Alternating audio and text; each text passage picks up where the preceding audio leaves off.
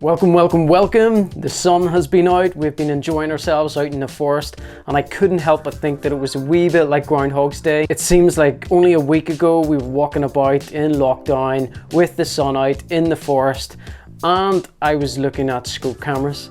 And this week's episode, I'm going to be talking about two that's been released and also looking at my scope camera and how I craft it. Grab a beer, grab a tea, and let's get into it.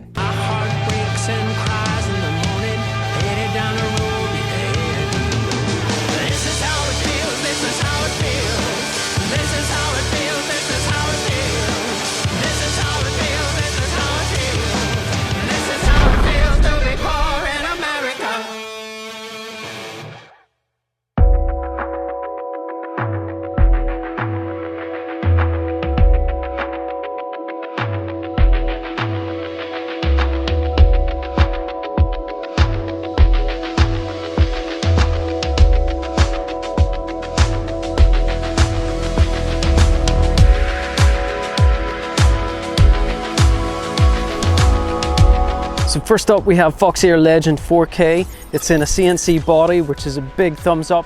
It's got a Type-C connection, which is much stronger than the micro SDI, which I also complained about.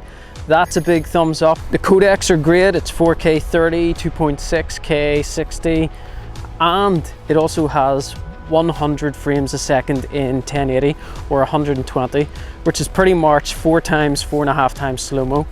There's a couple of cool wee features that it does do. You can add the crosshairs automatically in the firmware to save you having to overlay them in post. And they also have a special slow-mo tab which engages the slow-mo, so whenever you play the footage back in the camera or in your editing software, it's already slowed down. Now those two features I'll probably not use, but it's good to see Foxeer thinking ahead and putting it in the cameras.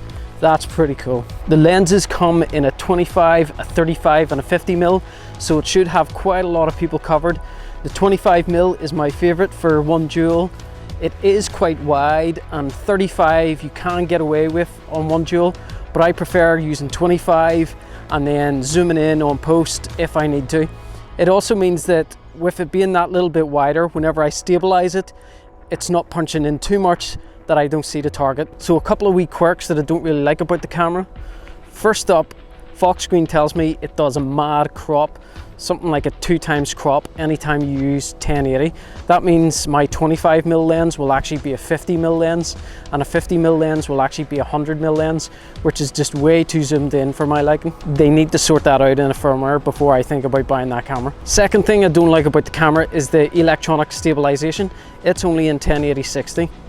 The third thing is the price of the camera. It's quite a high price, and definitely with the CNC body it's way better. The Type-C definitely way better, but with those wee things not quite there yet with the firmware, I don't think it's worth the upgrade for me. There's that tree that I always pose on, and I normally stand about there and get a photo done. So the next camera I want to talk about is the Runcam ScopeCam 2. It has a metal body, it has the Type-C connections, both a big thumbs up because the Runcam that I have is made out of plastic and the brackets are made out of plastic and they always break. Luckily for me, mine's fine, but I know loads of other people have broken theirs. Yeah, so what was I saying? Metal body, Type-C. Oh yeah, it's waterproof, IP64, because of the hailstorms and the rain and everything that I was playing in my last gameplay. If you watched that, I got drenched. We all got drenched. All our camera equipment started going on the blink. I swear to God, Norwich, you can stick your camera up your box sideways. So then it's the 360 that I kind of had a cover on, but kind of didn't. It's the neoprene cover, which isn't waterproof. I had that on it to protect it, and obviously it let moisture in and wrecked it.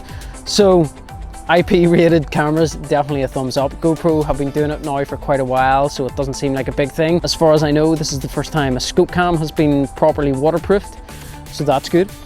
The lenses that it can come in is a 40mm or 35mm, a 25mm and a 3.6mm lens, which is really, really wide. So that may be really good for pistols and also CQB whenever you don't need that much of a zoom. The next thing is the battery. It's a 4-hour battery, which is massive increase compared to the last ones. So codec wise, it's only 1080-60. I heard rumors that they are bringing out a 4K, and of course we all know that they already have 4K cameras. So I guess it's just a case of drag and dropping it in, fingers crossed, onto the camera that I'm using now. My Runcam 4K, like I mentioned, isn't waterproof. However, I did get a little something from Project Airsoft, which is class. I absolutely love it and allows me to ghillie my camera without any mess. So check it out.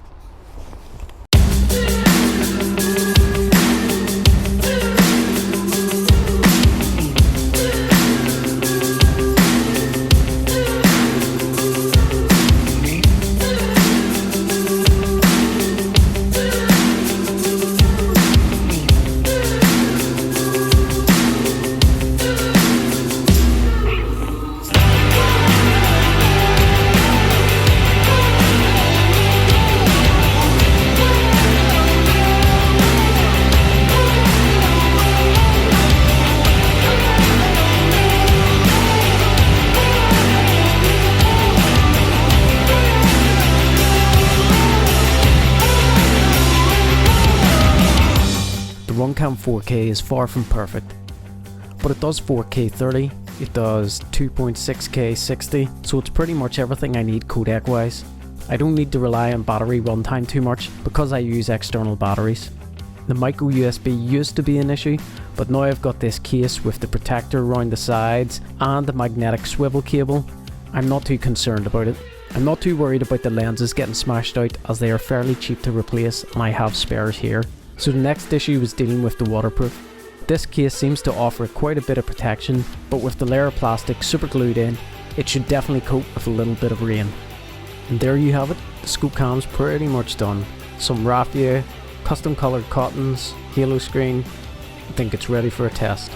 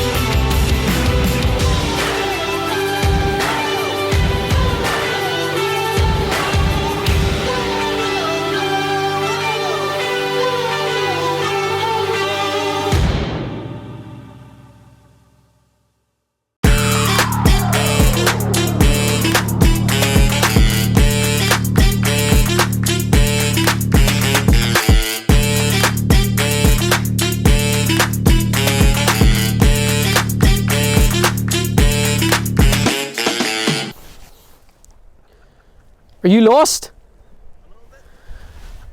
I'm trying to finish this video and this guy, I think he's just lost my drone.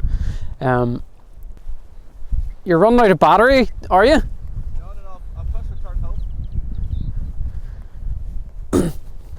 Aye, but it's going to return to home way over there, Owen.